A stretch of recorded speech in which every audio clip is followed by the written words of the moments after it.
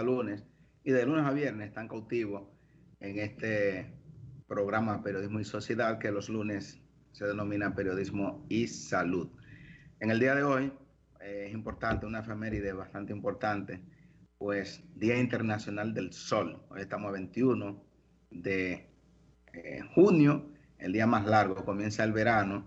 Entonces hoy es el día, aunque todos los días tienen 24 horas, pero sí, en este hemisferio es mucho más largo el día. O sea que es el día del mes, comienza el verano y es bastante importante, pues claro está que en República Dominicana siempre estamos en verano. Entonces, importantísimo conocerlo.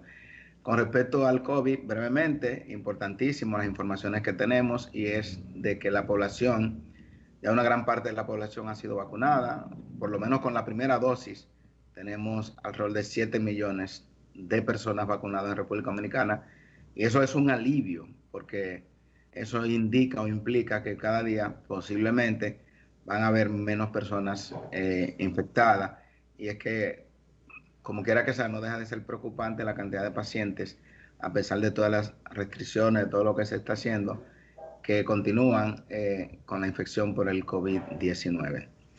Doctor, estuve viendo una relación de vacunados y vi en España alrededor de 36 millones de personas vacunadas. Vi en China más de 1.000 millones. 1.000 millones en China, sí. Personas vacunadas. Eso quiere decir que China tiene casi el 70% de toda su población vacunada. Es el país que más vacuna. Perdón, casi el 50%, pues son alrededor de 1.300 y algo de millones de personas en la China y tienen 1.000 millones. O sea, es el 75%, doctor, porque todo, ellos tienen 1.400.000 y sí, algo. no, pero con la primera dosis es la mayoría. O sea que con la dosis completa hay menos, pero bueno, sí. Con la dosis plena, las dos dosis, hay menos de esas personas. Pero bueno, bastante importante y esperemos que en la India ocurra lo mismo, que también es una población parecida, alrededor de 1.300 millones de personas hay en la India también. O sea, pero vamos avanzando bastante, vamos avanzando, es bastante importante. Y ya ustedes ven como en Estados Unidos, en muchos estados, ya no hay restricciones. Por ejemplo, en Miami usted puede andar ya en Nueva York. O sea, eso es bastante importante y esperemos que pronto en República Dominicana muchos escépticos, muchas personas por cuestiones religiosas que todavía no han querido vacunarse, pues que lo hagan. He sabido de casos de personas que teniendo la disponibilidad de la vacuna desde hace más de 2 meses, no se han vacunado y lamentablemente pues no le ha ido tan bien cuando han adquirido el COVID-19, con todas las posibilidades de tenerlo. Lo que pasa es que uno no le dice a esa persona, bueno, yo te lo dije que te vacunara, porque imagínense, parientes se van a sentir mal, pero ellos lo saben en su conciencia que posiblemente lo estén haciendo mal, o quizás no piense que lo estén haciendo mal, porque muchas veces son por cuestiones religiosas, pero es importante nosotros como médicos, como científicos, decirle a las personas que por ahí no hay ningún chip, señores. Eso es una vacuna como la misma vacuna del tétano, del polio, del sarampión, etcétera. Es una vacuna y las vacunas son vacunas. A usted no le van a trastornar ningún ADN, ningún ARN, no le van a poner un chip nuevo y es importante que la población lo sepa. Y ojalá también lo escuchen, doctor, un grupo de protestadores sí, que estaban ahí en el malecón ayer con cartelones y todo, que apelando a las resoluciones de Nuremberg, sí. inclusive. Tengo aquí, estaban en contra de la vacuna. Tengo aquí las cifras mundiales. Ok. Dadas hace 6 horas. Dice que en el mundo está vacunado el 9.6%, 748 millones. Y hay detalle por países. Nosotros tenemos 6.94 millones de personas con la primera dosis. Tenemos 2.45 con la dosis total, que dice aquí full vacunate y que es un 22.8%. Entonces, tengo aquí a China, tiene 1.003 millones de personas vacunadas, tiene 223 millones, como usted decía, doctor, con la vacuna full. En Estados Unidos hay 318 millones con la vacuna aplicada y 150 millones con la vacuna total. En Estados Unidos para un 46%, 45.6%. La India, usted refería, doctor, relata aquí que tiene con la vacuna primera 274 millones, pero full, vacunado total, tiene 49.7 millones. Que por eso se están muriendo diariamente 2.000 y 3.000 personas actualmente. Ahí no hay vacunas prácticamente. Un 3.6%. Y en Brasil hay aplicado 87 millones de vacunas con la primera y 24.2 millones con la total. Nosotros para 11.2 millones. Pero nosotros, señores, tenemos un 23% que supera en porcentaje a la India, Brasil, a España. Solamente tenemos unos 8 países que nos superan en esa parte. O sea, estamos bien.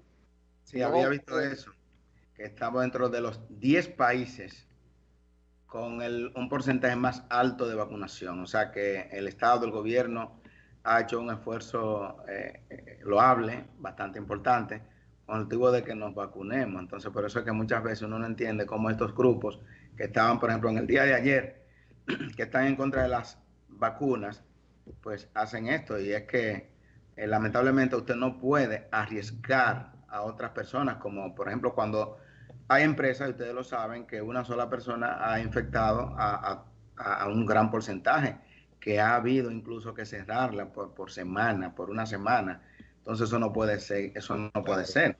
Si fuera una enfermedad, no, porque que la población sepa, si fuera una enfermedad no transmisible, óyeme, si usted quiere ponérsela, ponga, y si no, no. Hipertensión o diabetes, si fuera, por ejemplo, cosas así, pero es una enfermedad transmisible, donde usted pone en riesgo al entorno, a sus hijos, a su esposa, a su padre, a los empleados, compañeros que no quieren contagiarse. Entonces, por eso es una situación de Estado. Yo entiendo que debe de ser así, yo entiendo que debe de ser algo obligatorio, o usted se queda en su casa y no sale, pero yo, siendo gerente de una empresa, no aceptaría a ninguna persona que no quisiera vacunarse. Lamentablemente, yo entiendo que debe de ser así porque usted pone en riesgo a las demás personas. Tengo aquí, termino con este tema, doctor. Sí.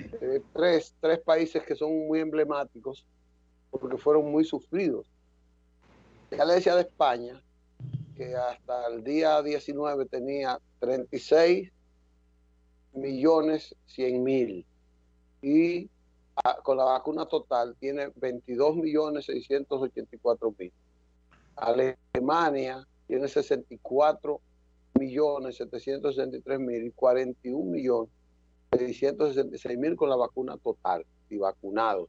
Oiga, apenas 41 millones tiene Alemania, que tiene toda la vacuna ya, pues.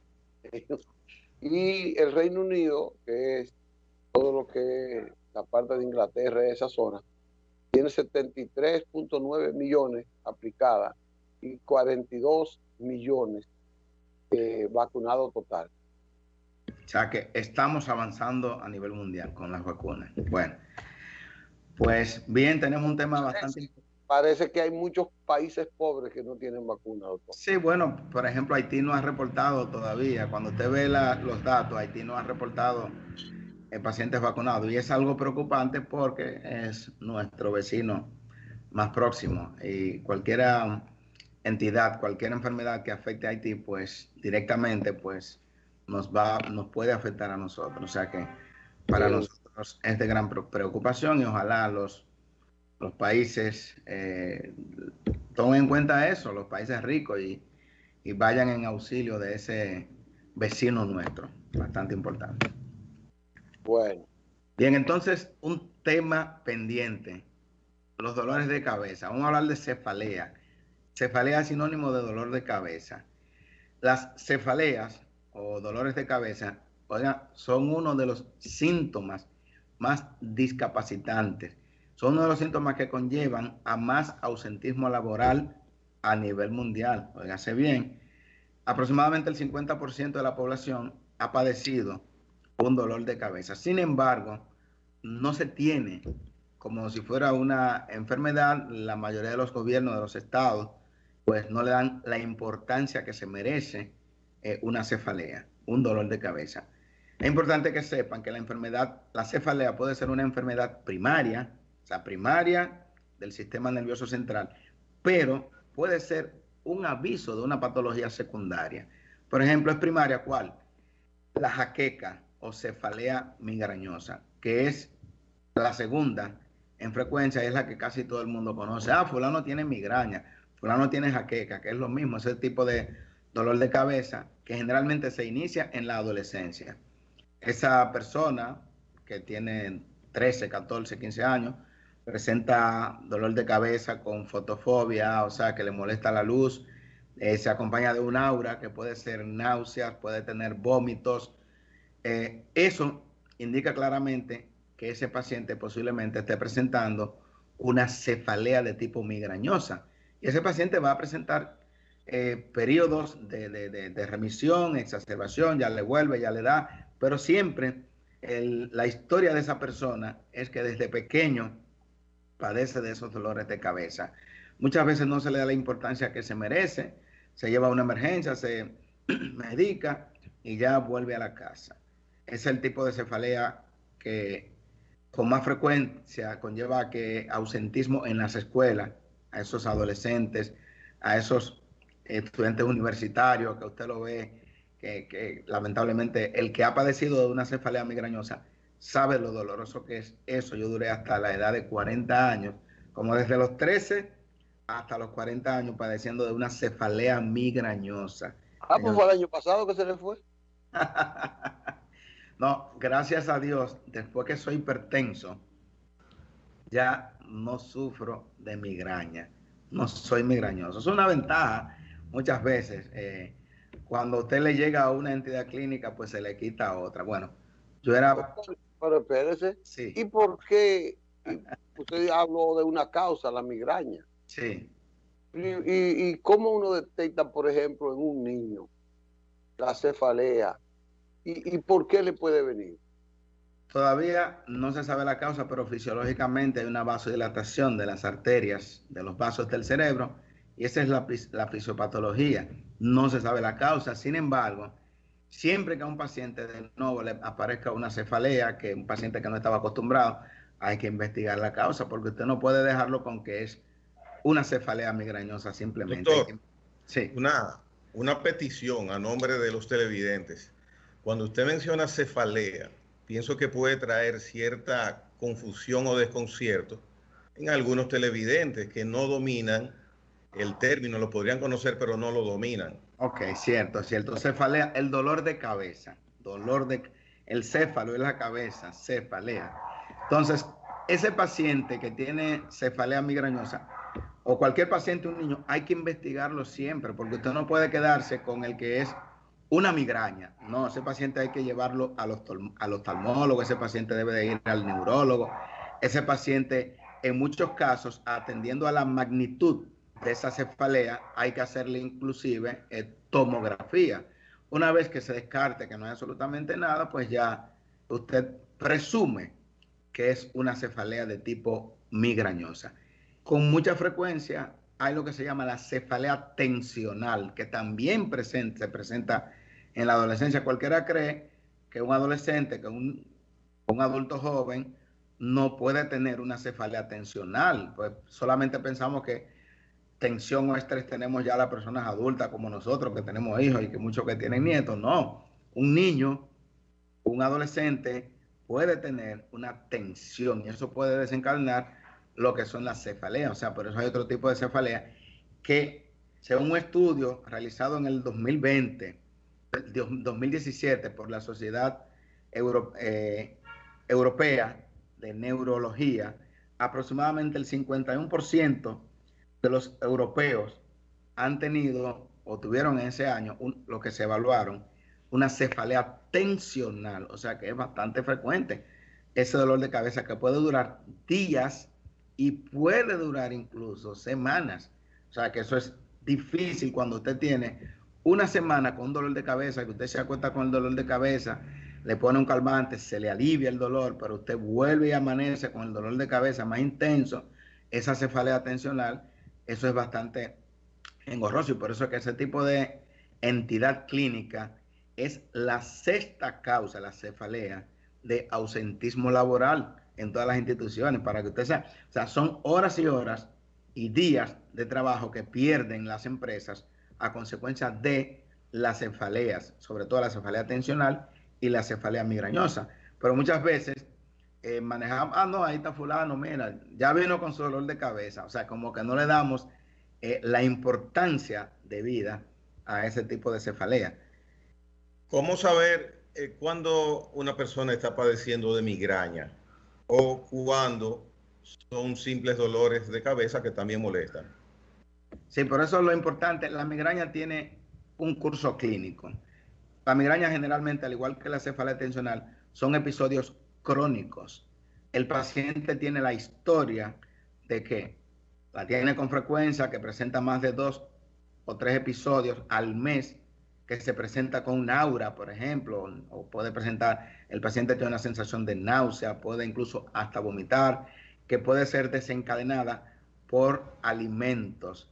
Por ejemplo, la piña, el chocolate, todo eso puede desencadenar, los dulces pueden desencadenar una cefalea migrañosa. El paciente incluso cuando va a un auto puede incluso hasta marearse, el olor a gasolina, todo eso puede desencadenar lo que es una cefalea migrañosa y que tiene un curso crónico. O sea, que debemos de diferenciar ese tipo de cefalea a, por ejemplo, un paciente de 40 años, de 50 años, que nunca le ha dolido la cabeza y que de repente ese paciente va a una emergencia y dice que ese es el dolor más intenso de su vida. El paciente no tiene fiebre, el paciente tiene, se ve el estado general que está bien. Tómele la presión a ese paciente, que posiblemente podría ser una crisis hipertensiva o podría ser incluso un tumor cerebral. O sea, por eso no podemos simplemente decirle a un paciente que no está acostumbrado a dolerle la cabeza y que llegó hoy con un dolor de cabeza y que dice sobre todo que es el dolor de cabeza más intenso de su vida, posiblemente ese paciente tenga una hemorragia cerebral, sobre todo si se acompaña de vómitos sin previo aviso, como se llama, vómitos en proyectil, que el paciente ni siquiera le ha dado náusea. Ese paciente llévelo a una emergencia, porque ese paciente no tiene una cefalea migrañosa. Incluso el mismo paciente puede ser una trombosis cerebral, ese paciente que debuta, que tiene 40, 50 años, con un dolor de cabeza intenso, entonces podría ser un tumor cerebral. O sea que por eso hablamos de cefaleas primarias y cefaleas secundarias. Ya este secundario es un tumor cerebral, ya está de secundario una crisis hipertensiva, ya está de secundario un proceso infeccioso, por eso hay que tomar la temperatura de ese paciente, a ver si tiene una infección, porque recuérdense que la mayoría de los procesos infecciosos cursan con malestar general, dolor de cabeza, etcétera. De modo que es importante que cuando un paciente tiene un dolor de cabeza, sobre todo de nuevo, que no lo tenía, hay que investigar la causa. Bueno, algo importante antes de la pregunta. Doctor, ¿a qué especialista debe ir? ¿A medicina general, medicina interna? ¿A dónde debe ir?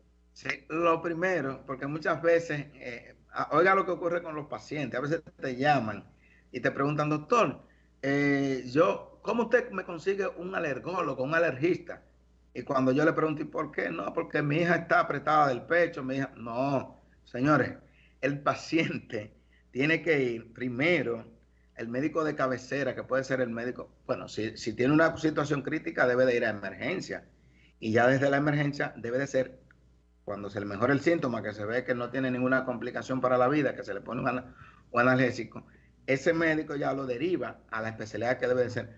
Puede ser un internista, como usted dice, que lo investigue y luego de la investigación investigación, si el internista considera que debe de ir a neurología, lo deriva a neurología. O ese especialista puede ser que sea por un problema visual y lo deriva al oftalmólogo, porque cuántas veces un paciente tiene, por problemas visuales, por unos lentes mal hechos o lo que sea, o porque use gafas, ya tiene cefalea. Entonces el paciente no tiene que ir al neurólogo, tiene que ir al oftalmólogo. Entonces, por eso la importancia de que cada persona debe tener ese médico de cabecera, que debe de ser el médico familiar o el médico internista o el pediatra, y así, usted se imagina la cantidad de pacientes que van de forma equivocada al médico subespecialista. Yo mismo recibo pacientes que yo digo, wow, mira, este paciente, si hubiera ido al médico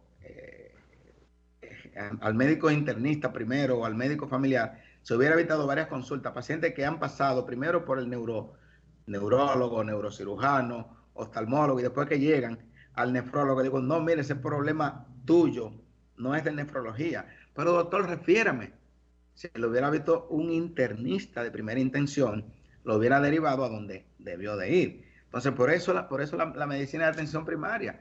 Entonces, muchas veces agotamos las consultas subespecializadas porque tenemos un dolor de espalda y pensamos que ese dolor de espalda es para el nefrólogo en muchos casos.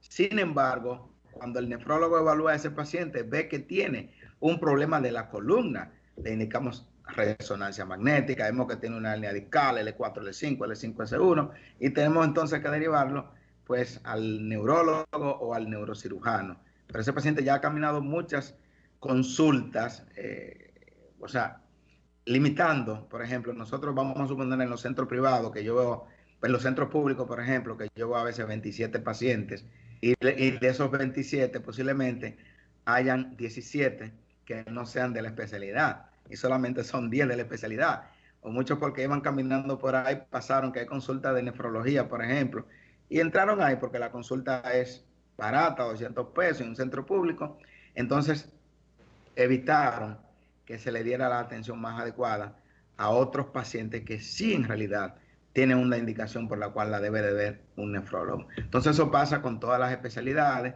o sea que cuando tengo una cefalea, debo de ser evaluado primeramente por ese médico de atención primaria, que puede ser ese médico que dijimos, el familiar, el médico internista, etcétera, y de ahí se deriva.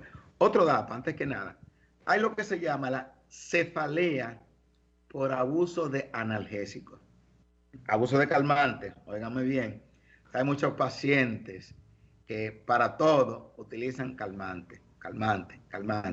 Se hace un círculo vicioso, entonces ya usted tiene una cefalea por el abuso de analgésicos. O sea que, para que ustedes vean que los mismos calmantes te pueden provocar una cefalea, lo mismo que hay antialérgicos que te pueden provocar alergia. Eso parece inverosímil, pero existe. Hay pacientes que son alérgicos a la hidrocortisona. Pacientes, no, doctor, no me ponga hidrocortisona, que soy alérgico a la hidrocortisona. Y es antialérgico potente por excelencia. Entonces, asimismo, hay pacientes que pueden tener cefaleas por el uso indiscriminado de calmantes. Entonces, llegando a los riñones, ¿qué hemos tenido nosotros con eso del uso abusivo de calmantes por cefaleas? Tenemos pacientes en diálisis. Yo tengo una joven que hoy tiene 30 años de edad, que duró un año completito usando calmantes por cefalea, que ella entendía que eran migrañas, lógicamente. Y la paciente hoy está en diálisis porque hizo una nefropatía, hizo una insuficiencia renal crónica por analgésicos.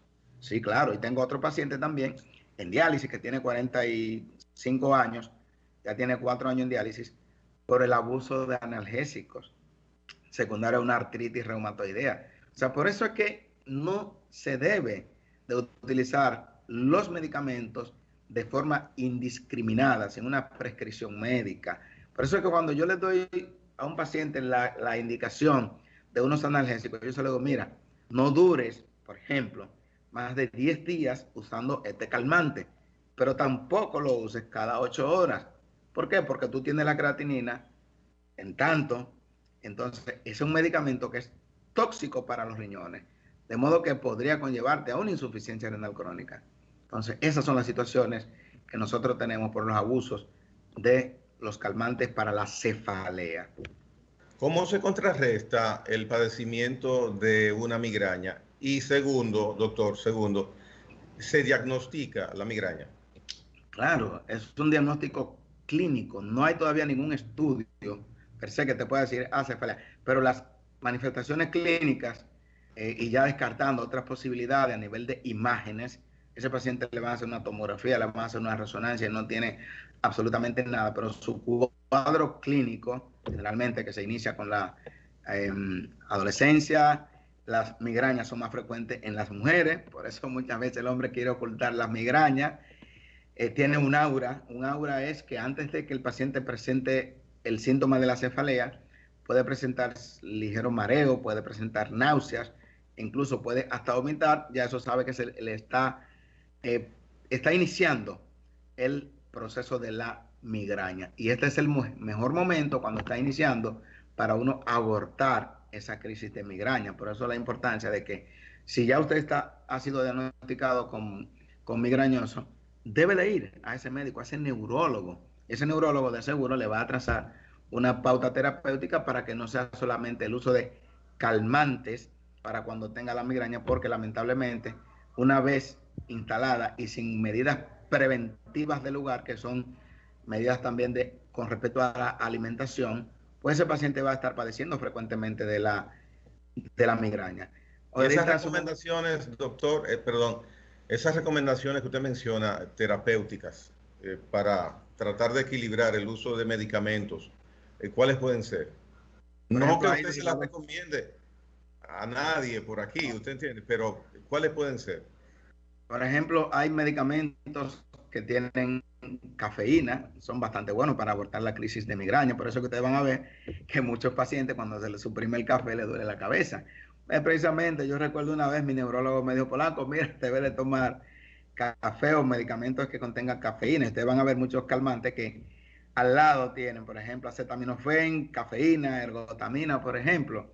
Es una combinación de 3 medicamentos. La cafeína se utiliza terapéuticamente como medicamento. Entonces, con eso se puede incluso abortar la crisis migrañosa. Y hay una serie de medicamentos que no voy a mencionar, pero miren, por ejemplo, un medicamento bastante bueno para la migraña son los beta bloqueantes. O sea, son medicamentos que se utilizan para el manejo de la presión arterial. Yo soy hipertenso, por eso les dije hace un momentito, cuando cumplí los 40 años, me diagnostican hipertensión arterial y créanme que yo me alegré bastante. Wow, todo el mundo cuando le diagnostican hipertensión arterial se pone triste. Entonces Polanco, cuando le dicen, usted es hipertenso, yo no lo pregunté 2 veces, simplemente me tomaron la presión, tenía 160/100 y tenía un dolor de cabeza terrible y de ahí en adelante pues yo mismo me prescribí un medicamento que yo tenía más de 10 años por usar y no lo usaba porque no era hipertenso. Entonces utilizamos los beta bloqueantes, que son medicamentos para la presión, y de ahí en adelante hace 14 años que no soy migrañoso. Y el que le dé migraña, que no vaya a comprar eso, que hable con el médico correspondiente. Claro que sí, porque en dosis pequeñas esos medicamentos sirven para la migraña. Y he tenido pacientes también que afortunadamente son hipertensos y tienen el antecedente de migrañoso, pues y le hemos administrado esos medicamentos, porque también hay medicamentos antihipertensivos que sirven para la presión, que pueden desencadenar episodios de cefalea, de migraña, etcétera. O sea, pero es importante. Miren la importancia del por qué usted no puede tomarse los medicamentos de la presión que tomaba su esposa o que toma su esposa, o su papá, o sus tipos de medicamentos antihipertensivos, que unos sirven para una situación adicional que usted puede tener y otro para otra situación adicional que usted puede tener. O sea, no es lo mismo el medicamento que yo le voy a prescribir a un paciente que sea hipertenso y diabético, que lleva un medicamento especial, a un hipertenso que sea migrañoso, a un hipertenso que sea asmático, que hay medicamentos que yo no le puedo poner a un paciente que sea hipertenso y que sea asmático, por ejemplo, los mismos beta bloqueantes, porque le podrían desencadenar crisis de asma. Entonces, por eso el error de mi tío usaba tal medicamento, se lo mandaron de Estados Unidos y a él le sobraron muchísimo, déjame usar eso, te puede desencadenar una crisis de asma. Entonces, por eso ustedes van a ver que en las farmacias hay tantos tipos diferentes de medicamentos para la presión, para la migraña, para todo, porque todos somos completamente diferentes. Bueno, doctor, gracias. Un último mensaje para toda la población coviana y no. Bien. Perdón, doctor, disculpe, una ñapa antes de su despedida. ¿Se hereda la migraña? Claro, oye, esa pregunta es importante. Hay un factor genético, hay un factor hereditario para los problemas de migraña. Durante nosotros, por ejemplo, toda la familia, tenemos un migrañoso. Mi papá era migrañoso, varios hermanos de él, pero hay un factor genético para esto. Y el mensaje importante, usted tiene dolor de cabeza, usted tiene una cefalea, dolor de cabeza. Es importante, sobre todo cuando se inicia en la edad adulta, que usted se investigue con su médico y su médico le prescriba los estudios pertinentes y ya descartado que no haya ninguna causa secundaria, porque una causa secundaria es cuando la cabeza le duele por otra causa que no tiene que ver con la cabeza, ya bueno, pues usted se pone en manos de su médico especialista y le va a prescribir la mejor medicación, pero no se quede en su casa pensando en que solamente tiene migraña y que ya usted está condenado o condenada a sufrir esos dolores de cabeza episódicos. Muchas gracias. En algún próximo segmento, usted con esa pedagogía que nos ilustra, me gustaría, si no en otro,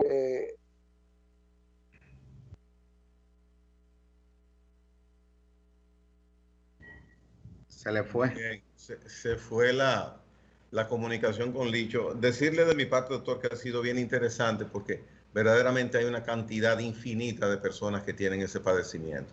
Ahí está Licho de nuevo. No, migraña y alergia, esas diferencias. Esa okay. Sí.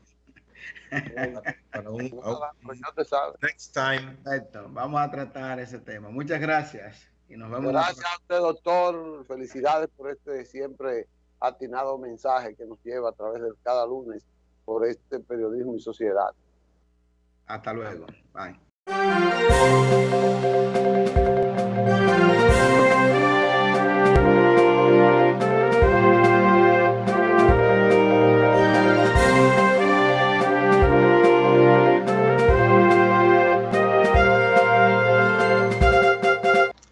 Bien, continuamos con el desarrollo del programa. Adelante, señor Matos. Adelante. Nada, te estaba gustando lo de Pujol, el número 673. Y bueno, lleva 6 en un mes con los Dodgers. Y 11 en la campaña. 12. 12.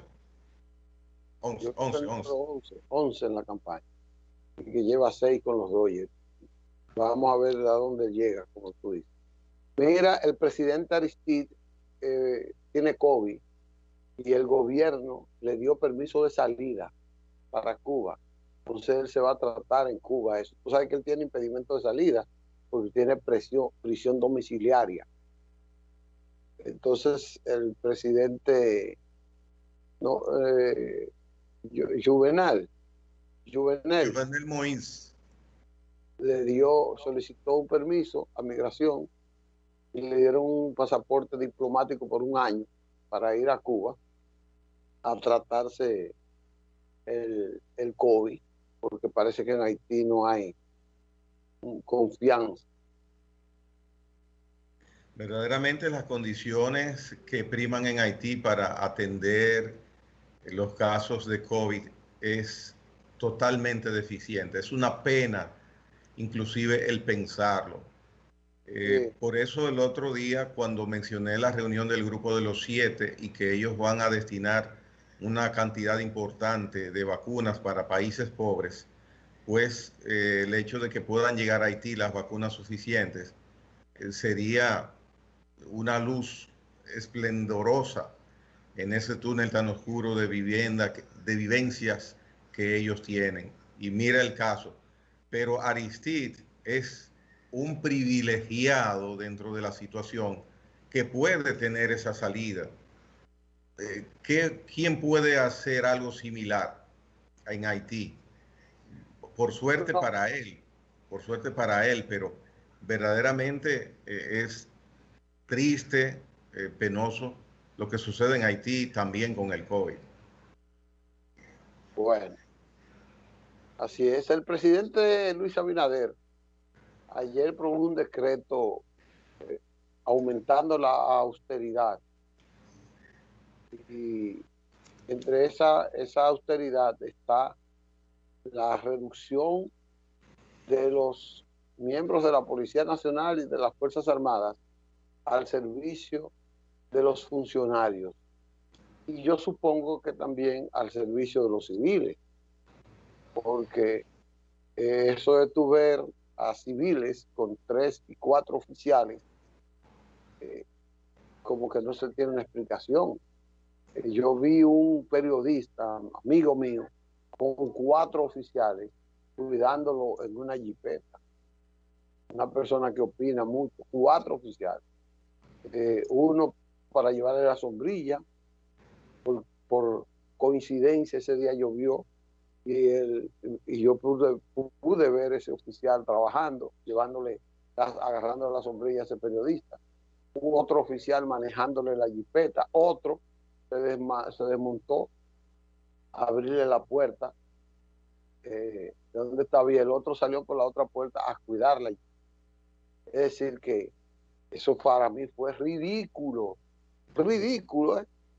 Entonces, eso no fue en este gobierno, fue en otro gobierno, pero me dio hasta vergüenza. Ese periodista amigo mío, y ni le hablé, me dice como que no lo vi. Y mira, hay situaciones como esas que se mantienen porque es muy difícil desarraigar esa costumbre que viene desde hace muchos, pero muchos años, de empresarios, de periodistas, como tú mencionas, de artistas, que por razones de cofradía, en el mejor sentido de la palabra, de amistad, de influencia, pues reciben el beneficio por parte de los encargados militares de turno de recibir una asignación, de cargarle, como es el término que se utiliza en los medios castrenses, en los cuerpos castrenses, un oficial o un miembro de la organización, sea policía, armada, fuerza aérea, ejército, que pertenezca el miembro de esa institución. Y lo peor y lo más degradado de eso es que, ¿por qué una persona que tiene ciertas facilidades, uno entiende que tiene facilidades económicas, necesita que el Estado, con los recursos que pagamos entre todos de una u otra forma, le costeemos el cubrirle esa necesidad de seguridad y la mayoría de las veces no de seguridad, sino de impresión de que se es importante, de que se tiene preponderancia dentro de la sociedad, que hasta un militar o un policía y yo necesito para que me acompañe o acompañe mi esposa o acompañe mis hijos, como se dan los casos. Y de que el Estado pague la comodidad de una persona que tiene capacidad económica de cubrir eso con una compañía privada, pues eso deja mucho que decir. Muchas veces Ayer, no lo necesitan. perdón. Que no los necesitan, muchas veces. Desde luego. Y si lo necesita, debe cubrírselo por sí mismo.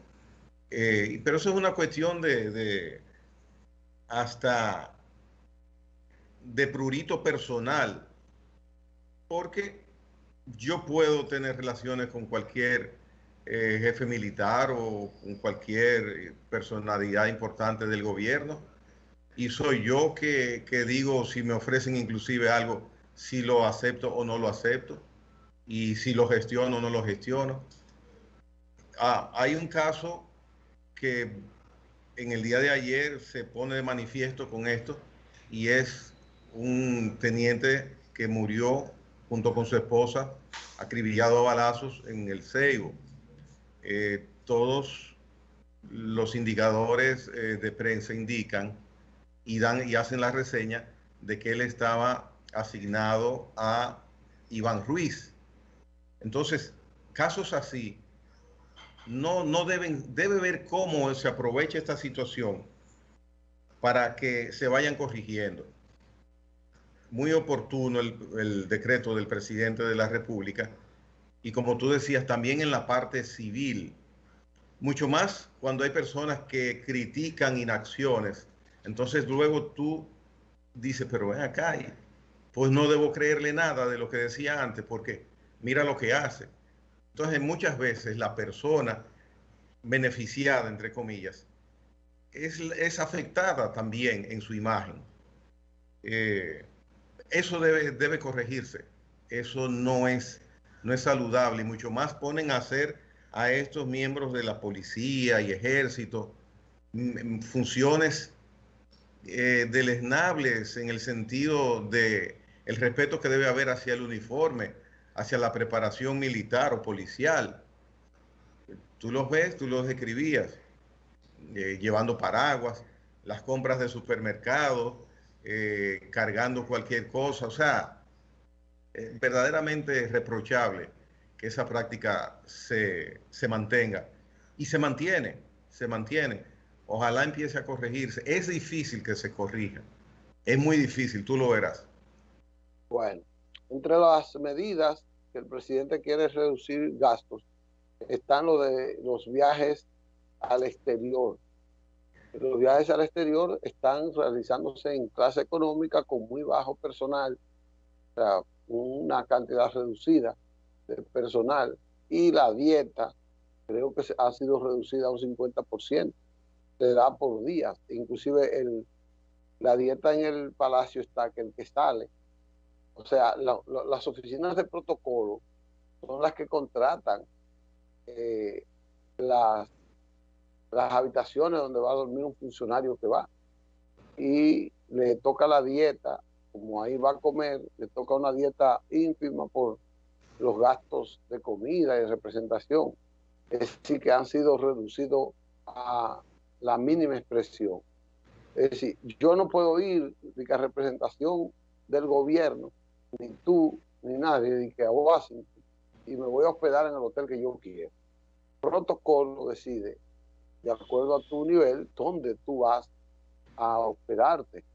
Y el tránsito allá te lo garantizan. O sea, tú no tienes gastos prácticamente, pero te dan una dieta que le corresponde por ley.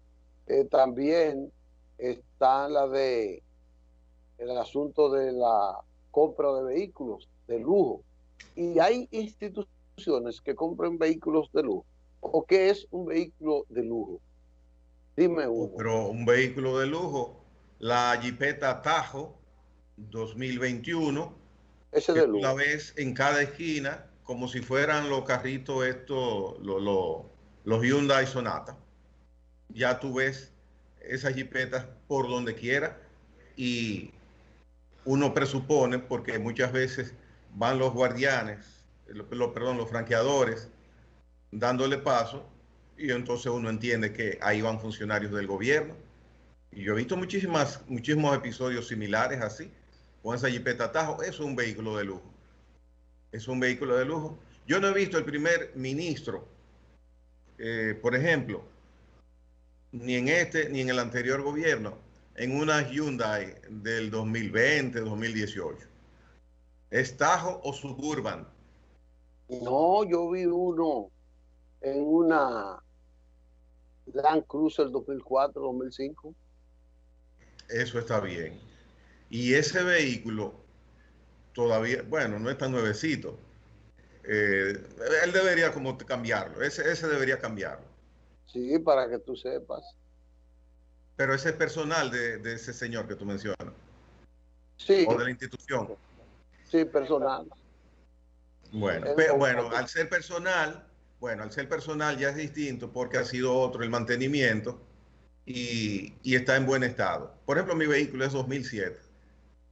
Yo no pienso cambiarlo por ahora. Ojalá poder cambiarlo pronto, pero no está en mis planes. Pero ese vehículo me resiste mucho todavía. Claro, es personal, lo maneja una sola persona que soy yo y mi hijo de cuando en vez y tiene un mantenimiento adecuado.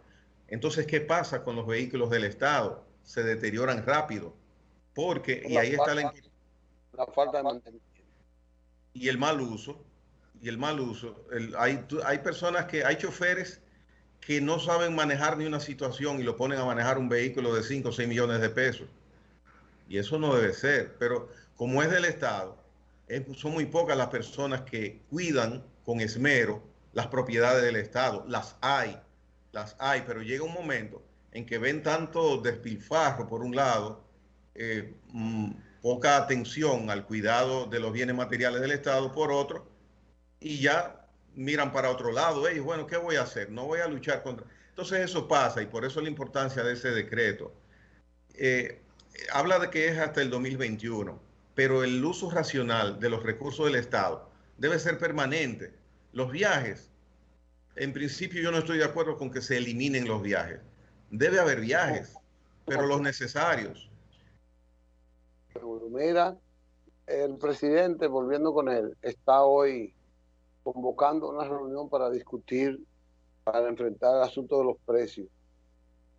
Hay un discurso esta noche por parte de él en ese sentido, de lo que se ha mencionado.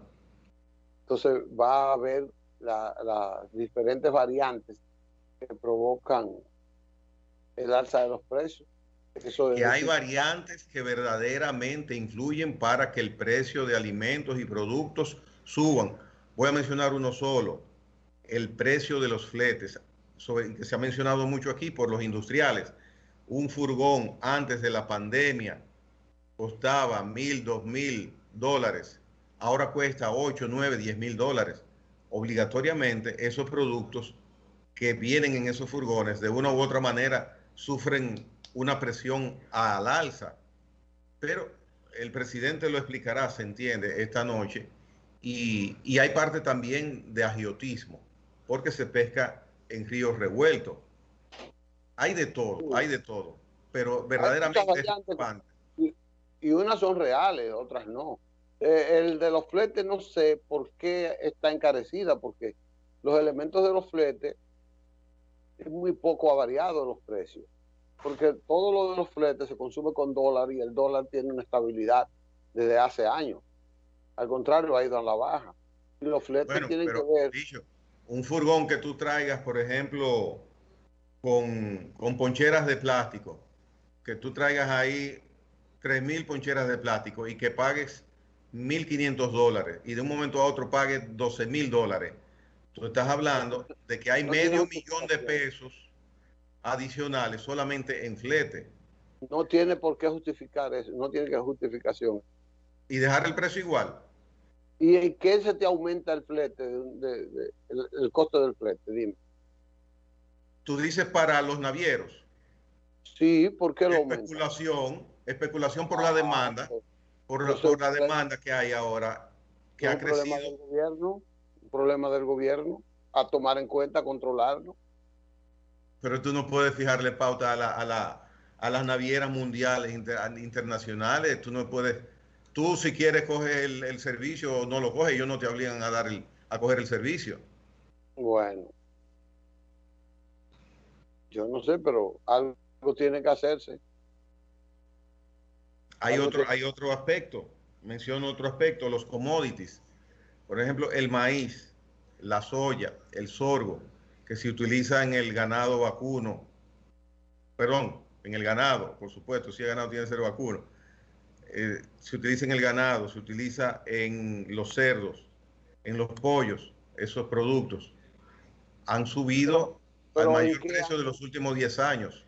¿En qué han subido? ¿Por qué han subido?